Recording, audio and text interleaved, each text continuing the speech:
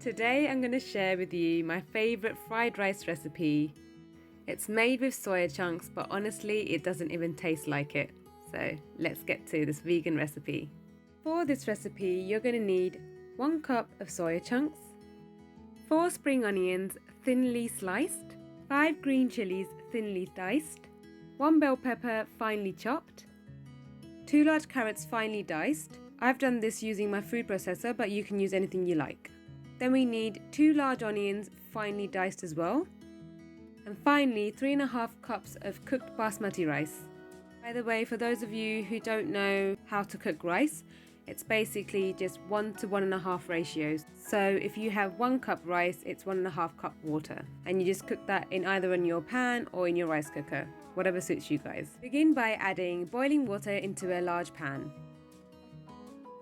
And then simply add your 1 cup of soya chunks and let that to boil for about 5 minutes.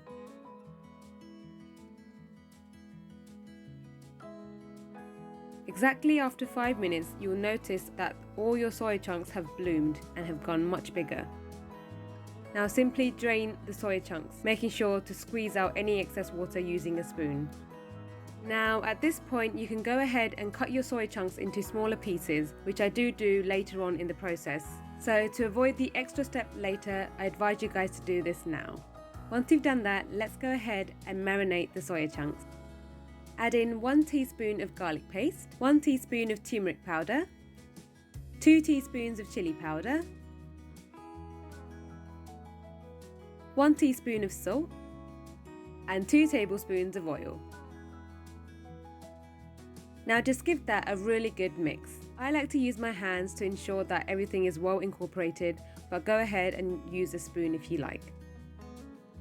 Now to make sure that we get our crispy soya chunks, we're going to use an air fryer. Now I love to use my air fryer. I find that you get the best crispy texture on any form of meat, or in this case, meat-free foods as well. Simply add all the soya chunks into the air fryer and cook it for about 25 minutes at 200 Celsius. And make sure to shake it every 10 minutes or so.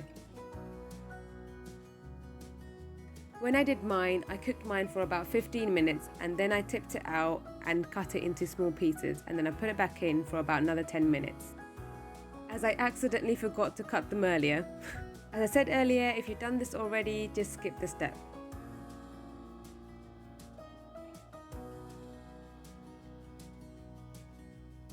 By the way guys, if you don't have an air fryer, not to worry, you can also pan fry this with a little bit of oil, or you can alternatively put this in the oven, but I'm not sure if you get the same texture. So if you do try that step, please let me know in the comments below and I would love to know how it turned out.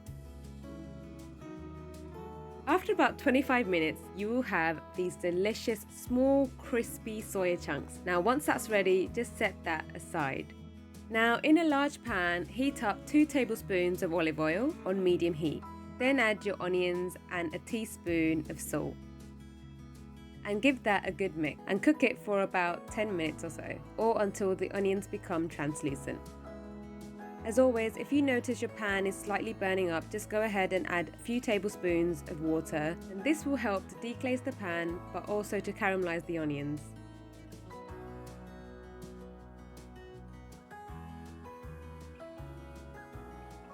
Once the onions are caramelized like this, simply add all the vegetables.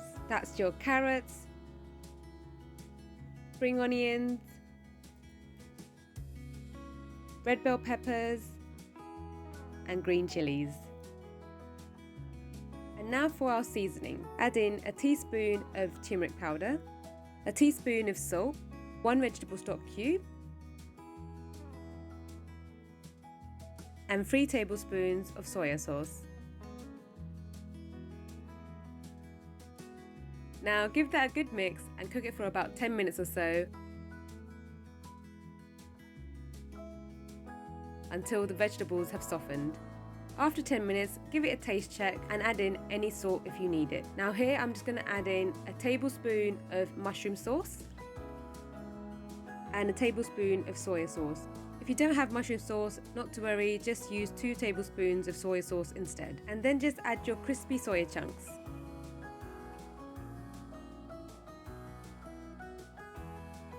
and give it a good mix, and just give it a final check before adding the rice.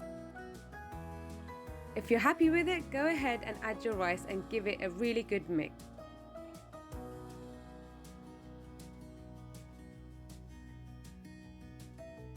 And there it is, guys, that's it. Your quick and easy fried rice is ready to be enjoyed.